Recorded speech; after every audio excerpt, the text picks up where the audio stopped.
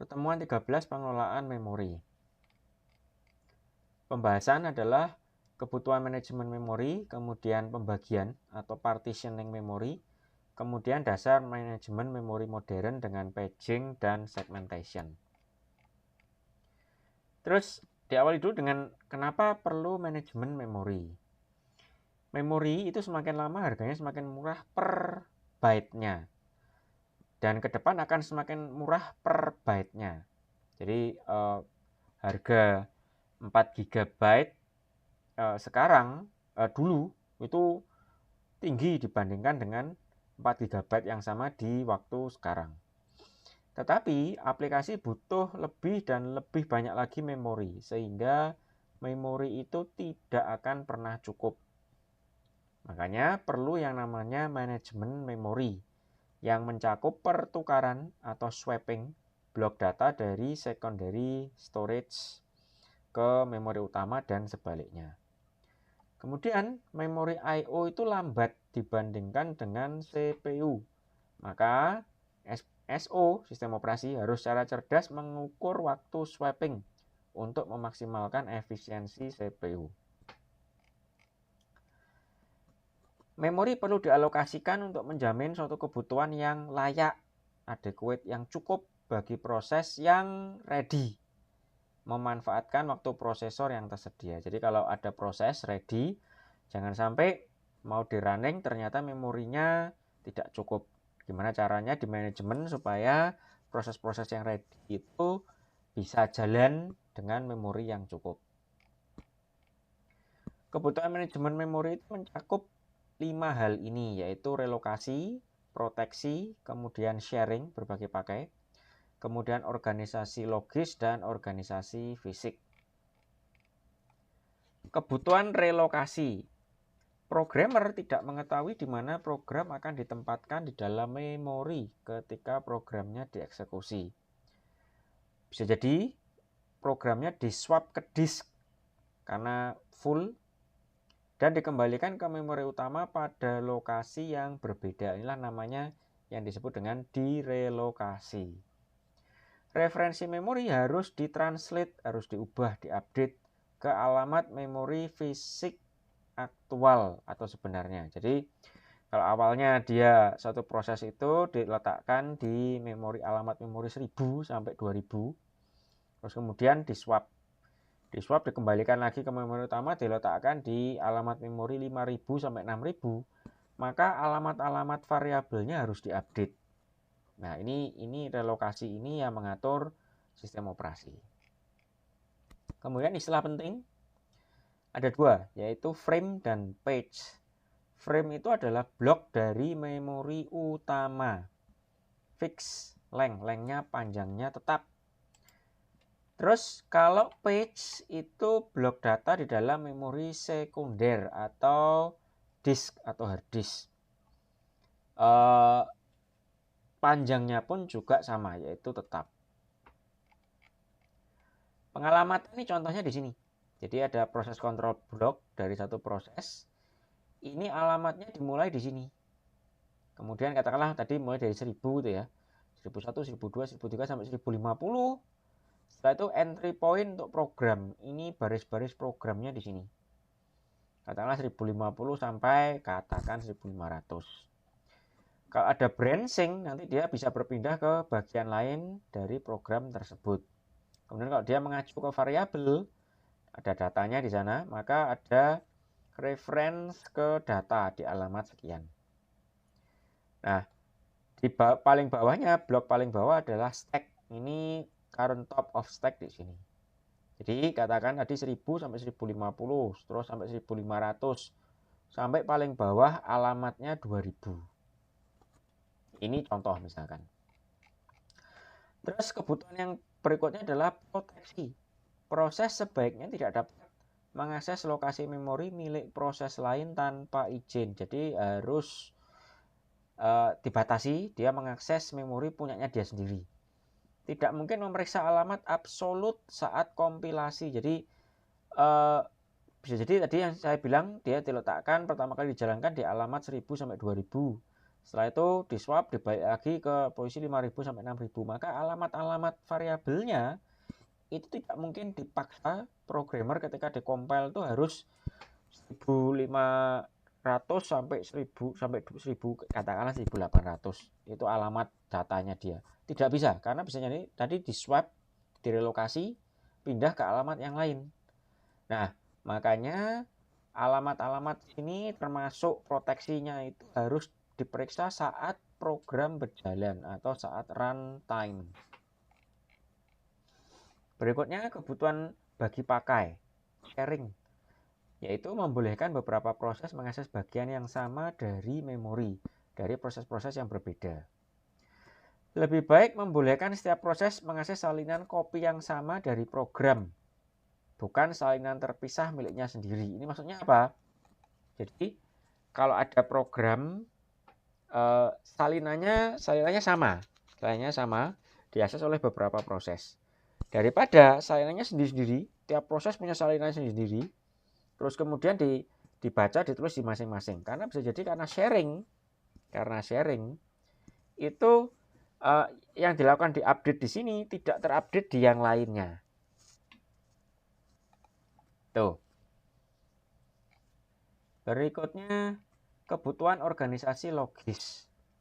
Memori diorganisasi secara linear biasanya. Jadi secara urut 1000, 1001, 1002, 1003 dan seterusnya. Program ditulis dalam modul-modul dalam realitanya atau library. Modul-modul dapat ditulis dan dikompil secara terpisah. Derajat proteksi berbeda bisa diberikan ke modul-modul. Ada modul yang hanya read only, ada modul yang execute only, dan lain sebagainya. Bisa terjadi berbagai sharing modul antar proses. Nah, segmentation itu bisa membantu di sini. Satu modul diletakkan di segmen yang bagian sini, modul yang berikutnya diletakkan di segmentation di segmen yang bagian yang lain. Nanti bisa diacu oleh proses. Nah, apa segmentation nanti? Bagian akhir-akhir nanti akan dijelaskan. Berikutnya kebutuhan organisasi fisik, yaitu tidak membolehkan programmer bertanggung jawab mengelola memori. Memori yang tersedia bagi program plus datanya mungkin tidak cukup, makanya sistem operasi nanti yang akan mengurus. Overlay membolehkan berbagai modul untuk diberikan daerah yang sama dari memori, tetapi ini memakan waktu untuk program. Ada mekanisme in dan out modul. Jadi kalau tadi yang contohnya relokasi tadi, ada modul yang harus dikeluarkan dari daerah memori, kemudian digunakan memorinya di free, digunakan oleh data yang lain. Tapi nanti setelah dia dibutuhkan lagi, maka harus dibersihkan lagi, di free lagi tempat memori yang sama, terus kemudian dimasukkan modul yang sama. Tapi ini butuh waktu. Programmer tidak mengetahui berapa banyak ruang yang akan tersedia. Makanya sistem operasi yang harus menghandle ini. Terus ngomong tentang pemartisian. Ini adalah metode awal pengelolaan memori sebelum hadirnya virtual memory. Ini tidak banyak digunakan saat ini. Tetapi ini memudahkan pemahaman mengenai virtual memory nantinya. Virtual memory sendiri dikembangkan dari metode pemartisian. Jenis pemartisian ada yang namanya tetap atau fix, ada yang dinamis, ada paging, pengaturan halaman sederhana, ada segmentasi sederhana, kemudian paging virtual memory dan segmentasi virtual memory. Ini semakin ke bawah semakin kompleks. Ngomong dulu tentang pemartisian tetap. Jadi satu blok memori itu dipecah di partisi dengan ukuran yang tetap atau yang sama.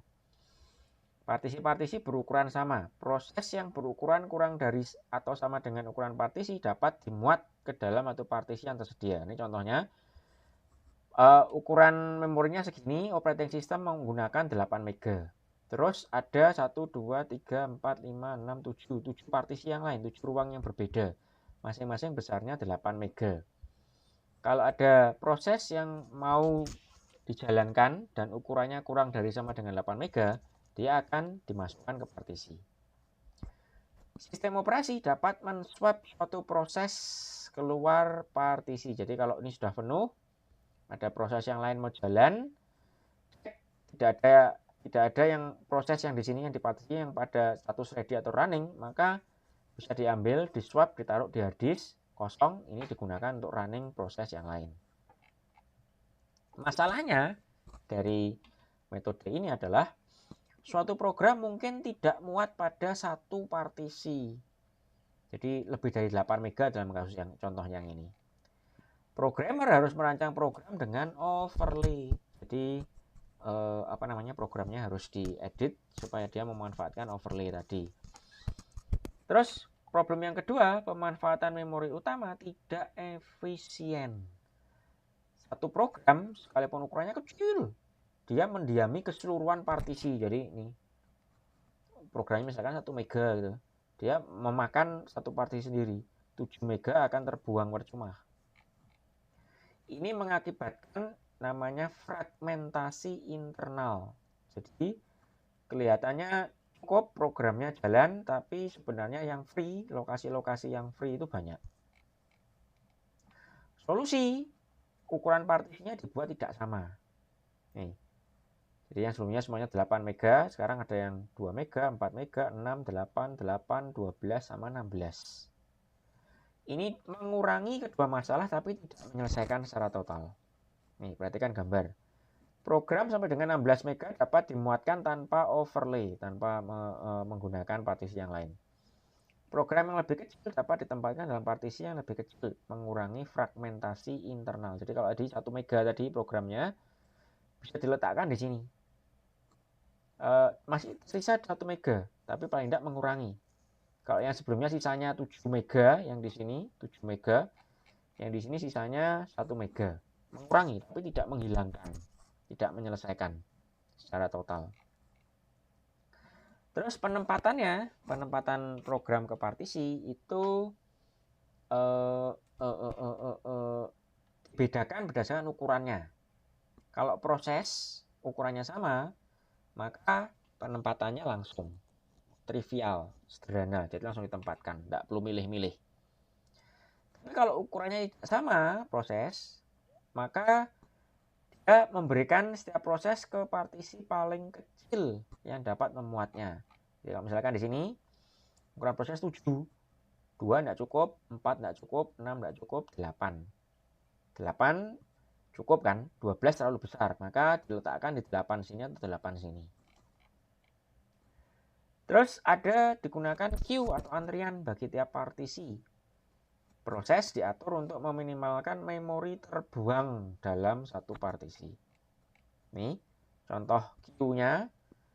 Yang di sini tiap partisi punya queue-nya sendiri-sendiri sesuai dengan ukuran memori yang diminta oleh proses. Ada juga yang queue-nya cuma satu. Queue-nya satu. Ketika dijalankan baru dia akan didispatch. Dia cocoknya masuk ke partisi ukuran yang mana. Ini 2 variasi. Terus masalah dari pemartisian tetap. Jumlah dari proses yang aktif dibatasi oleh sistem, yaitu dibatasi oleh jumlah predetermined dari partisi. Maksudnya gimana? Di sini yang tadi ukurannya tetap di sini, ini kan, dia dibagi 8. 1 dipakai operating system. Tersisa 7 partisi. Ini artinya hanya ada 7 proses yang bisa berjalan, yang bisa diakomodir oleh memorinya. Di sini ketika ukurannya tidak sama pun ada 1, 2, 3, 4, 5, 6, 7, ada 7. Maka ada 7 proses yang bisa di-handle oleh memori dalam satu waktu bersamaan. Nah, kalau prosesnya jumlahnya banyak, dia tidak bisa. Nih contohnya tempat saya. Ini yang jalan ada apps-nya 4, background prosesnya 87. Apps-nya 5, background prosesnya 87. Masih ada Google Chrome yang sendiri yang 27 proses. Maka totalnya sudah 100 lebih. Kalau tadi di partisi 7, maka akan harus swapping terus-menerus. Itu memakan waktu swapping. Ini problem yang pertama. Kemudian yang kedua, sejumlah besar dari proses dengan ukuran sangat kecil akan menyebabkan penggunaan ruang secara tidak efisien, baik dalam metode partisi panjang tetap maupun variabel. Jadi katakan di sini tadi yang 8 mega tadi, ukuran prosesnya cuma 1 kilobyte. Maka masuk ke sini tersisanya luar biasa banyak. 7,9 sekian megabyte itu terbuang. Demikian juga yang sini. Kalau dia dipartisi 2 megabyte digunakan cuma 1 kilobyte, maka terbuang 1,9 sekian megabyte. Maka terbuangnya luar biasa besar. Kalau ini partisinya dibagi banyak, maka nanti queue-nya akan banyak juga. Dan proses dispatching-nya juga akan lebih lama. Ini kelemahan dari metode pemartisian tetap. Kemudian muncul yang metode kedua, pemartisian dinamis. Panjang dan jumlah partisinya itu variabel. Proses dialokasikan ruang memori secara exact atau tepat sebanyak memori yang diperlukan. Ini contohnya, ini OS 8 mega, kemudian ada proses jalan ini makan 14 mega. Sisanya MT 6 mega. Ada proses 2 8 mega dari MT-nya 6 mega. Proses 3 18 mega, MT 4 mega. Nah, dia dialokasikan sesuai dengan kebutuhannya dia. Nah, yang semacam ini bisa mengakibatkan masalah yang namanya fragmentasi eksternal. Ini slide-nya Pak Yoga agak tertutup ini. Kalau yang sebelumnya fragmentasi internal, yang sekarang fragmentasi eksternal. Jadi saat dipakai, dibuang, dipakai lagi oleh proses yang lain yang lebih kecil. Akhirnya terjadi fragmen-fragmen di sana.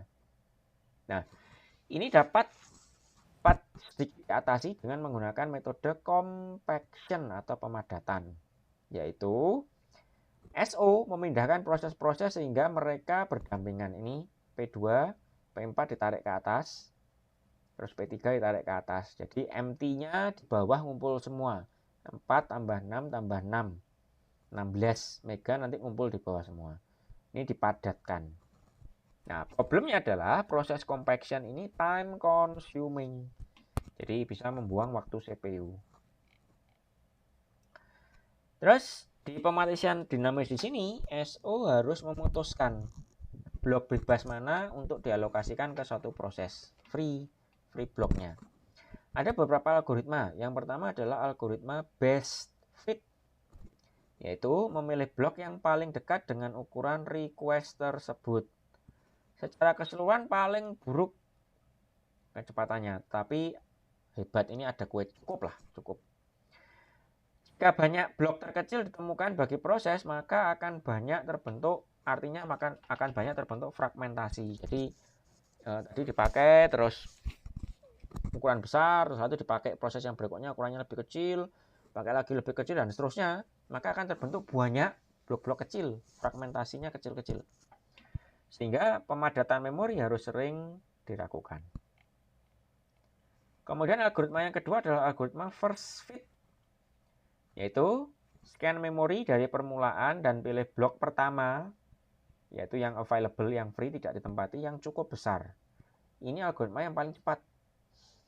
Mungkin banyak proses dimuat pada bagian depan memori yang harus dilewati ketika mencari suatu blok bebas. Jadi intinya kebanyakan akan ngumpul di bagian depan dari memori. Bagian belakangnya bisa jadi tidak pernah digunakan. Berikutnya algoritma next fit. Scan memori dari lokasi penempatan terakhir. Ini lebih sering alokasi suatu blok memori pada ujung memori di mana blok terbesar ditemukan. Jadi terakhir dia mengalokasikan di memori alamat katakanlah 10.000. Maka nanti kalau ada proses baru minta memori, maka dia akan scan mulai dari 10.000. Blok terbesar dari memori dipecah ke dalam blok-blok yang lebih kecil. Compaction diperlukan untuk memperoleh suatu blok besar pada ujung memori. Ini contohnya. Ini memori yang warna grey itu ada proses dialokasikan, yang warna white putih itu tidak digunakan. Terakhir ini yang dialokasikan besarnya 14. Nah, terus kemudian ada proses yang minta 16 mega. Kalau algoritmanya fast feed akan cari dari atas ke bawah, di scan dari atas ke bawah. Ini ada sisa, ada free 8 mega, butuhnya 16, tidak cukup. Scan lagi di sini, ada free 12, butuhnya 16, tidak cukup. Scan lagi di sini, oh ada free 22, butuhnya 16, cukup. Maka algoritma first fit akan mengalokasikan di sini. Kalau best fit akan lihat yang lebih besar dari 16 itu mana saja. Nih, 22, 18, kemudian 36. Oleh best fit cari yang paling kecil, yang paling rendah, yang masih mencukupi dari 16, yaitu sini, 8 ini. Ditaruh di sini. Sisanya 2 mega sekarang. Kalau next fit, dia lihat terakhir dia mengalokasikan di sini. Dia cek, ini free 8 mega, butuhnya 16, ya cukup. Free 6 mega, butuhnya 16, ya cukup. Free 14, butuhnya 16, ya cukup. Oh, di sini free-nya 36, butuh 16, dia akan pakai di sini. Ini next fit. Jadi ini bedanya first fit, best fit, sama next fit. Ada juga yang namanya sistem body. Sistem body itu teman. Seluruh ruang tersedia diperlakukan sebagai satu blok tunggal 2 pangkat U. Jika ukuran request S itu lebih dari 2 pangkat U minus 1, tapi kurang dari sama dengan 2 pangkat U, maka akan dialokasikan ke blok tersebut, ke 2 pangkat U. Jika tidak, blok split ke dalam 2 body yang sama besar. Proses berlanjut sampai blok terkecil lebih besar dari atau sama dengan S dibangkitkan.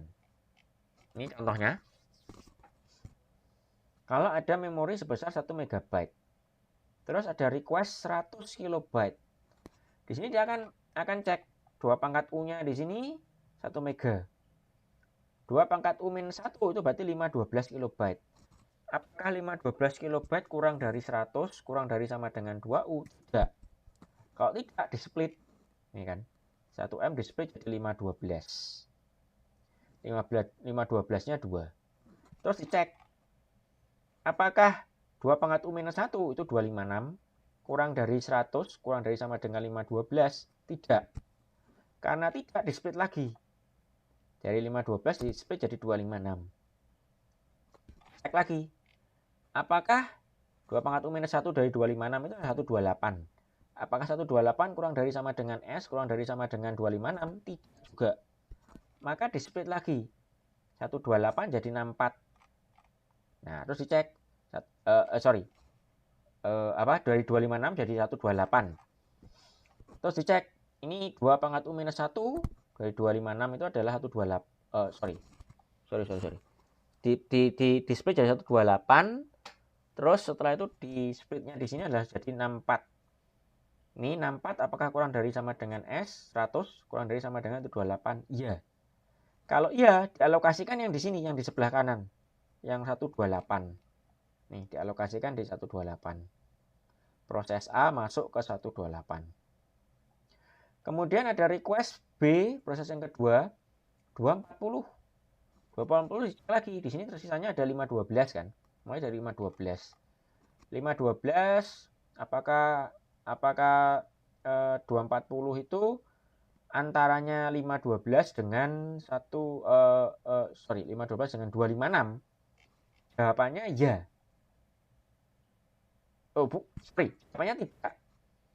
Jawabannya tidak, karena tidak dikurangi, di split, dibagi 25-nya di kanan, terus 128-nya di kiri.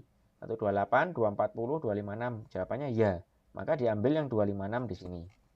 Nih, proses B dimasukkan di 256. Berikutnya dari request C. Request C 64. Dicek lagi dari 512. Ini 64 dibanding 512 tidak cocok. 64 dibanding 256 tidak cocok. 64 dibanding 128. Ini di sininya 64 juga. 64 kurang dari sama dengan 128. Tidak cocok karena 64 sama dengan 64, bukan kurang dari 64. Maka dikurangi lagi. Ininya jadi 64, ininya jadi 32. 32 kurang dari 64, 64 kurang dari sama dengan 62. Cocok. Maka diambil yang 64. Nih, diambil yang 64. C-nya di sini, 64. Terus kalau ada request 256, dimasukkan ini. Mulai dari 512, 512, 256,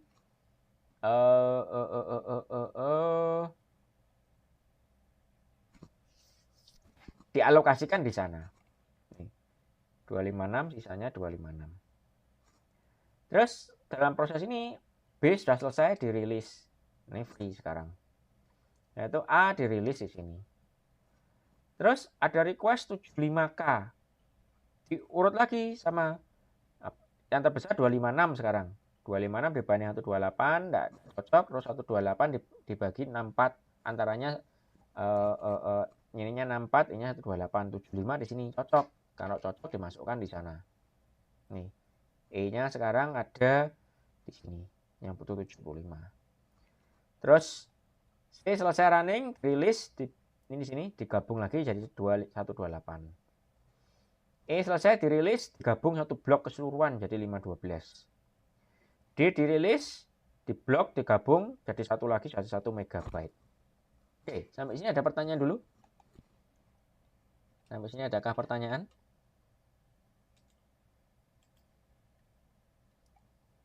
Adakah pertanyaan sampai sini? Tidak ada, saya teruskan.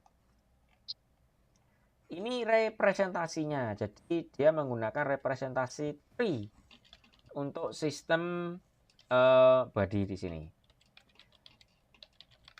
Bisa terlihat ini 1 megabyte, terus jadi 512, terus kemudian dipecah lagi jadi 256. Kalau kosong dia gray di sini. Kalau dia punya alokasi dia warnanya biru. Terus kalau dia bukan leaf, dia node, internal node, maka modelnya begini. Yang bagian leaf itu kalau tidak biru ya dia gray. Relokasi.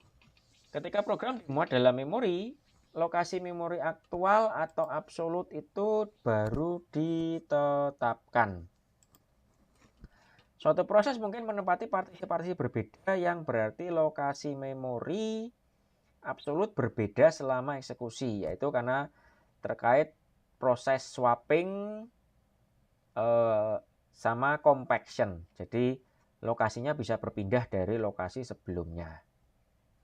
Nah, kalau yang seperti itu, alamat-alamat variabelnya, jadi variabel A sebelumnya ada di alamat 1000, variabel B ada di alamat 1005 misalkan. Nah, itu kalau kena swapping compaction bisa jadi berubah, harus disesuaikan. Variabel A sekarang alamatnya di 5005 misalkan. Variabel B ada di 5010 misalkan. Terus alamat itu ada 3 jenis. Ada yang namanya alamat logis, mengacu ke suatu memori, ke lokasi memori terlepas dari assignment data terkini ke memori. Jadi datanya apa tidak terlalu peduli, asal bisa diacu. Ini alamat logisnya ada alamat yang bisa diakses oleh si user. Kemudian ada lagi alamat relatif, yaitu alamat diekspresikan sebagai satu lokasi relatif terhadap beberapa poin atau lokasi yang diketahui. Nanti akan saya jelaskan lebih lanjut di bawah. Kemudian ada alamat fisik atau alamat absolut, yaitu alamat absolut atau lokasi sesungguhnya di dalam memori utama, yaitu alamat yang sesuai dengan alamat yang tersedia di RAM. Jadi kalau misalkan punya RAM sebesar 8 GB, maka ada 8 GB alamat memori. Masing-masing alamat memori bisa menyimpan satu nilai value variabel atau instruksi khusus. Nah, ini alamat fisik ini sesuai dengan alamat hardware. Yang relatif dan logis ini di-handle oleh SO, tidak ada di hardware. Oke, lanjut dulu. Ini relokasi. Ini tampilannya ada proses control block di sini. Kalau kita hendak mengakses absolute address di memori berdasarkan relatif, maka ini relative address masuk dengan base register di adder, dijumlahkan. Adder itu penjumlahan penambahan add. Itu base register mengacu pada alamat ini, alamat dari titik pertama dari program. Hasilnya adalah absolute address. Nah, sebelum diakses, compare dulu dengan bounds register. Bounds register mengacu ke sini, alamat terakhir. Kalau ternyata hasilnya keluar dari batasan ini, berarti terjadi error. Nah, kalau error, maka interrupt, operating systemnya harus di-interrupt. Tapi kalau baik-baik saja, maka komparatornya oke, maka dia akan mengakses data di bagian blok data tersebut. Karena aman, sesuai, tidak ada masalah. Penjelasannya di sini. Ada base register, yaitu menyimpan alamat permulaan bagi proses. Terus kemudian ada bounds register, itu lokasi akhir dari proses. Terus nilai-nilai ini diset ketika proses dimuat atau proses swap in. Jadi diupdate nilai-nilainya. Nilai dari base register ditambahkan ke suatu alamat relatif untuk menghasilkan satu alamat absolute. Ini tadi penjelasan yang saya jelaskan di sini. Ditambahkan absolute address. Alamat yang dihasilkan dibandingkan dengan nilai di dalam bounds register. Jika alamat tidak dalam bounds, suatu interupsi dibangkitkan untuk sistem operasi. Terus patching, yaitu membagi memori ke dalam chunks. Chunks itu pecahan-pecahan atau bagian-bagian kecil berukuran tetap dan sama, dan membagi setiap proses ke dalam chunk berukuran sama tersebut. Chunk dari satu proses itu dinamakan pages. Chunk dari memori itu dinamakan frame. SO memelihara suatu tabel page untuk setiap proses. Itu dia menyimpan informasi lokasi frame bagi setiap page di dalam proses. Kemudian alamat memori terdiri dari suatu nomor page dan offset di dalam page tersebut. Ini contohnya, main memorinya sini dibagi menjadi frame. Ingat, memori utama itu punyanya frame.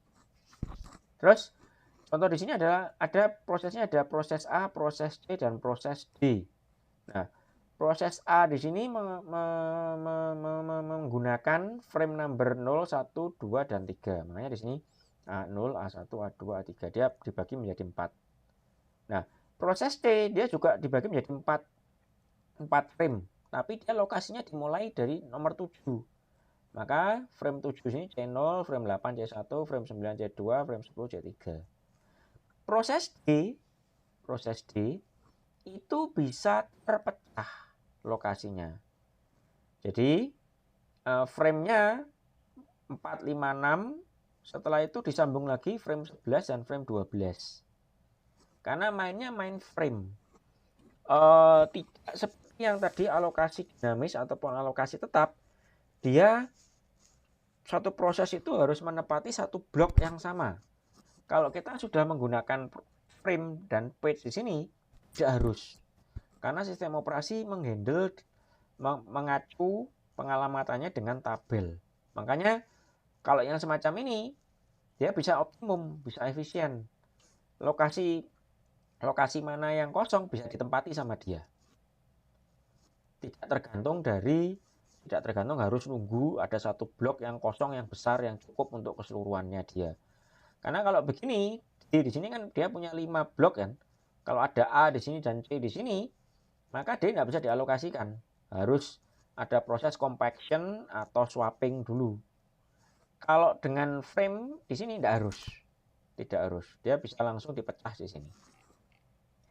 Nah, tabel page-nya sendiri, ini proses A, page table-nya, nih page 0 ada di nomor 0, page blok. Dan proses A ke 0 ada di page 0. Proses A1 ada di page 1 dan seterusnya. Proses B, dia sebelumnya sudah di running terus sudah di free, maka kosong. Proses C bagian ke-0 ada di page 7, C bagian 1 ada di page 8, dan seterusnya. Proses D ini, bagian ke-0 ada di 4, bagian 1 ada di 5, bagian 2 ada di page 6, bagian 3 ada di page 11. Jadi lompat. Yang free ada di sini 13 dan 14. Terus segmentasi. Suatu program dapat dibagi-bagi ke dalam segmen-segmen. Segmen mungkin bervariasi panjangnya. Ada tuh panjang segmen maksimum. Pengalamatan terdiri dari dua bagian, yaitu nomor segmen dan nomor offset. Segmen menyerupai pemartisian dinamis. Modelnya ya, perbedaannya. Ini alamat logis tadi, logical address. Yang pertama partitioning yang tetap tadi ataupun dinamis. Kalau partitioning modelnya satu blok begini, dia butuh 2700 byte untuk proses, ya dia dapat satu blok keseluruhan lurus, sekuensial, tidak terputus. Jadi kalau misalkan ada data di sini, maka data di sini relatif address-nya adalah 1502. Nih.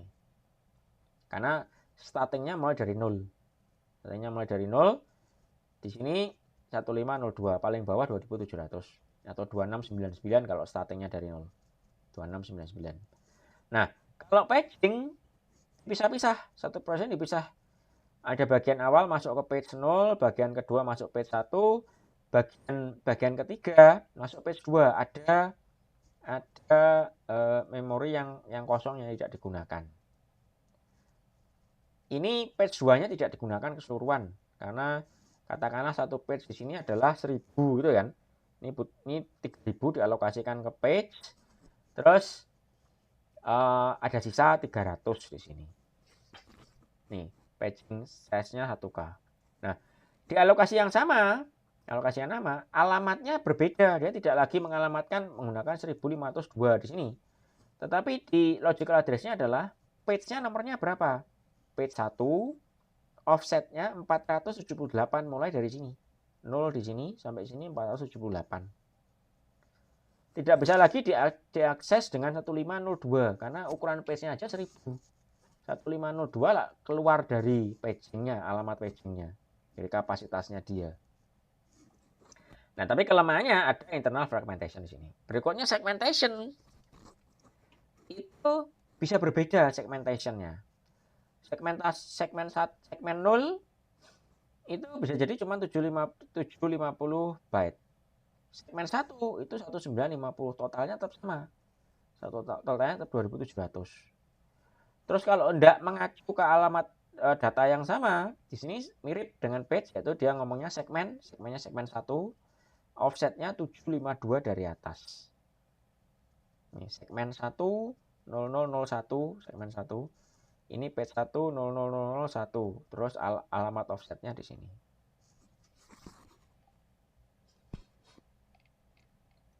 Nah, ini model pengalamatan di paging.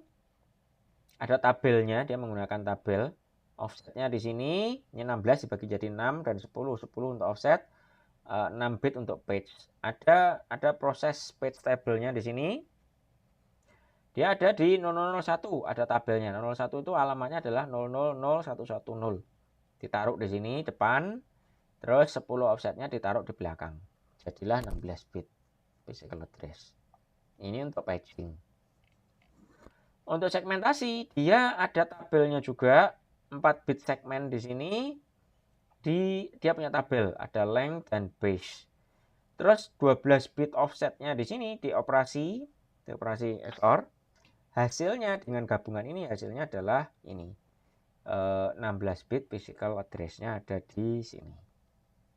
Oke.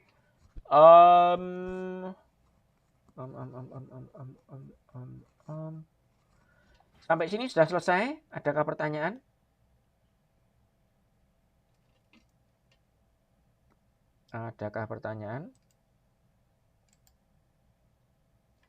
Kalau tidak ada, pertemuan kita ini adalah pertemuan terakhir. Pertemuan minggu depan kosong. Ini default ya. Ini default. Saya belum menerima kabar dari jurusan terkait detail pelaksanaan UAS. Jadi sementara defaultnya adalah minggu depan kosong. minggu depan kosong. Karena kalau minggu depan saya paksa UAS tapi ternyata absennya belum siap, maka bisa kacau. Makanya defaultnya adalah minggu depan kosong, UAS 2 minggu lagi. Itu defaultnya. Kalau ada perubahan rencana akan saya kasih informasi di Google Classroom. Ada pertanyaan? Atau mahasiswa sudah tahu kapan kelas-kelas yang lain mau UAS? Jadi minggu depan itu libur, Pak? Iya, kalau sementara begitu nilai defaultnya. Kelas lain adakah yang sudah UAS minggu depan? Atau adakah yang UAS sudah minggu ini? Tidak, Pak. Tidak ada.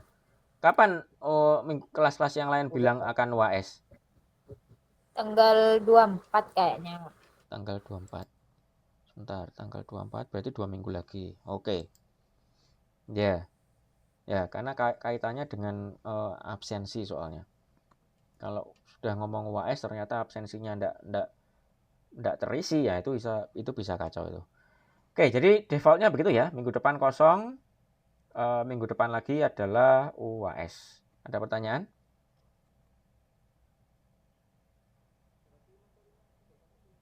Ada pertanyaan? Tidak ada, Pak. Kalau tidak ada, mahasiswa silahkan log off